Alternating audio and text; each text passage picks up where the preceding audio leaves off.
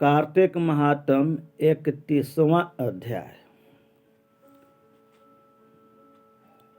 इसमें अब आपको भगवान श्री कृष्ण जी बोले कि प्राचीन काल में उज्जैन में एक महापापी और दुरात्मा धनेश्वर नाम का ब्राह्मण रहता था। इसमें धनेश्वर ब्राह्मण का कहानी है, जो कि बहुत दुराचारी था, पापी था, अनाचारी था। उन्होंने कोई धर्म कार्य नहीं किया, फिर भी उसकी मुक्ति मिल गई।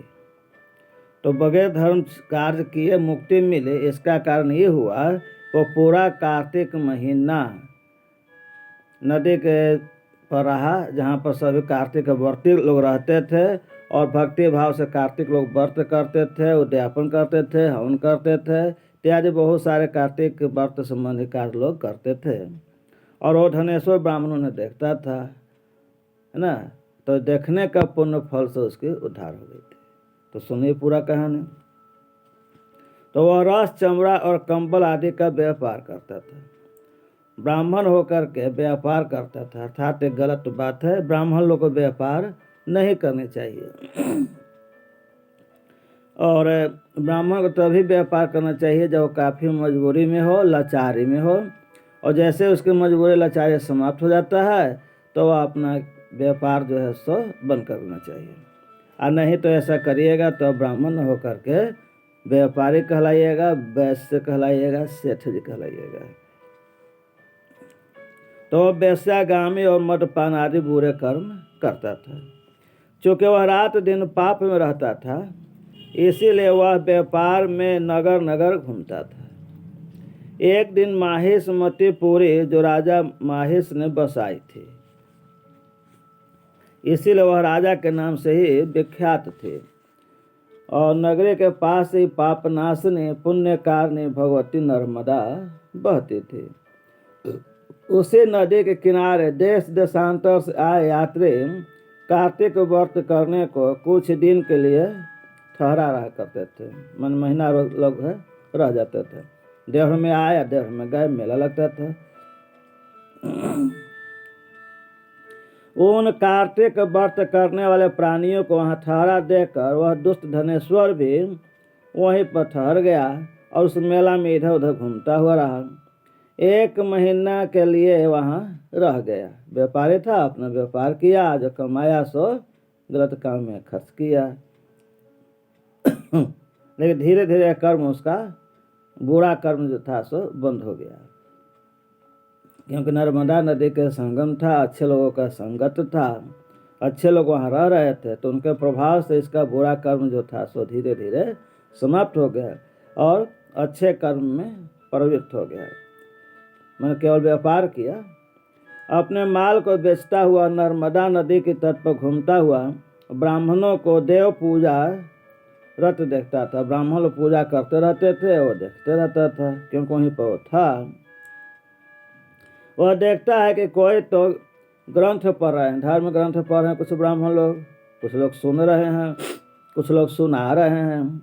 कोई भगवत कीर्तन कर रहा है, कोई भजन सुन रहा है, कोई ध्यान में लीन है और कोई तुलसी की माला धारण किए हुए हैं। बस इसी तरह से वह भगवत भक्तों के बीच में रहा और वैष्णवों का दर्शन करते रहा, उनको स्पर्श करता रहा। वैष्णव धर्म को मानने वाले लोग को वैष्णव कहते हैं, माने वो हिंदू धर्म हुए।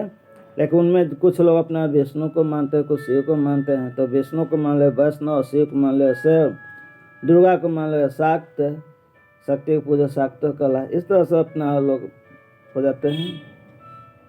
उनसे वो वार्तालाप करता था, अच्छा मन बातचीत करता था ढंग से, और भगवान विष्णु के नाम स्मरण के पुण्य को अर्जित करता रहा। न देखने सुनने से भी पुण्य होता है। वह कार्तिक व्रत के उद्यापन विधि तथा जागरण को भी देखता रहा। मैंने उद्यापन करते थे, वो बैठ कर देखता था।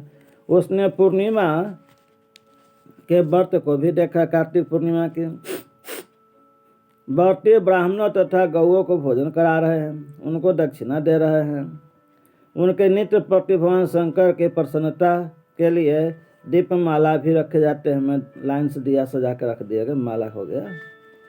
त्रिपुर नामक राक्षस के तीनों पुर को शंकर जी ने इसी तिथि को जलाया था। त्रिपुरासुर को वध किए थे, त्रिपुरारी कहला। इसलिए शिव जी के भक्त इस तिथि को दीपोत्सव कहते हैं, देव दिवाली कहता है पूर्णिमा को, कार्तिक पूर्णिमा। जो मनुष्य मुझ में और शंकर जी में अंतर मानता है उसके सारी क्रियाएं निष्फल हो जाती है, बेकार होती है। धनेश्वर वहाँ के पूजा विधि देखता हुआ इधर उधर घूमता रहता था कि उसे एक दिन काला सर्प काट लिया, विषैला सर्प, वह भूमि पर गिर पड़ा। उसकी यह दशा देख वहाँ के दयालु भक्तों ने उसे चारों ओर से घेर लिया और उसके मुंह पर तुलसी दल और जल नर्मदा के छींटा लगाए, मुंह में डाल दिया। और जब उसके प्राण निकले तो जम के दूत उसे बांध करके कोरों से मारते हुए जमपुरी को ले गए, ना ठेसुम ठेसुम करते हुए। उसे देखकर चित्रगुप्त ने जम से कहा कि इसने बाल काल से लेकर आज तक बुरे काम ही किए हैं, इसके जीवन में पुण्य तो लेश मात्र भी नहीं है। यदि मैं पूरा 1 साल तक इसका बखान करूं तब भी खत्म नहीं होगा, इसके पापों की सूची समाप्त नहीं होगी।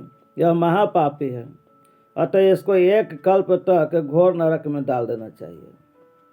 1 कल्प बहुत बड़ा समय होता है, बहुत बड़ा, आपके समय से भी बहुत बड़ा होता है। सजग द्वापर त्रेता कलयुग पता नहीं कितना बार पार कर जाएंगे। चित्रगुप्त की बात सुनकर जमराज ने बड़े क्रोधों में आकर उसे अपना कालनेमी के समान भयंकर रूप दिखाया। अपने अनुचरों को आज्ञा देकर कहा कि हे प्रेत सेनापतियों, इस दुष्ट को मुदगरों से मारते हुए कुंभी पाक नरक में डाल दो। सेनापति ने मुदगरों से उसका सिर फोड़ते हुए कुंभी पाक नरक ले जाकर के खोलते हुए तेल के कड़ाही में डाल दिए। प्रेत सेनापतियों ने ज्यों ही तेल की कड़ाह में फेंका तो लपलपाती हुई आग अपने आप पे ठंडी हो गई, जैसे प्रहलाद को अग्नि में डालते ही वह ठंडी हो गई थी। जिस तरह प्रहलाद को आके खम्भा बांधा गया था ना, तो ठंडा हो गया था, अग्नि नहीं रही, तो उसी तरह से इसको भी जब तेल के कड़ाह में डाल दिया गया तो आगे भुट गया। प्रेत सेनापति, प्रेत हम लोग के यहाँ नीचे धरती पर रहता है, आई उसके हेड ऑफ डिपार्टमेंट सबसे बड़का हो गया, या प्रेत की तरह लोग दिखते हैं, डरावना। यह विचित्र घटना देख के प्रेत सेनापतियों ने जमराज के पास जाकर सब हाल कहा। जमराज भी आश्चर्यचकित हो गए। धनेश्वर को अपने पास बुलाकर स्थिति विचार करने लगे। उसी समय नारायण नारायण करते हुए नारद जी पहुँच गए और जमराज से कहने लगे, हे जमराज, यह ब्राह्मण नरक में डाले जाने के योग्य नहीं है, क्योंकि इसने अंत समय में बहुत शुभ कर्म किया है, जो कि नरक को यातना काटने वाला, खत्म करने वाला। जो लोग भगवत भक्त का दर्शन करते हैं, उनके साथ अच्छे इज्जत सम्मान से बातचीत करते हैं और उनका स्पर्श करते हैं, चरण स्पर्श करते हैं, चाहे उन्होंने कोई पुण्य कर्म न किया हो, तो सहज में स्वर्ग अधिकारी हो जाता है, न स्वर्ग जाएगा। तो धनेश्वर भी पुण्यात्माओं के संग एवं स्पर्श से स्वर्ग का अधिकारी हो गया। अतः यह पुण्यात्मा है, इसे यक्ष योनि में डाल दीजिए।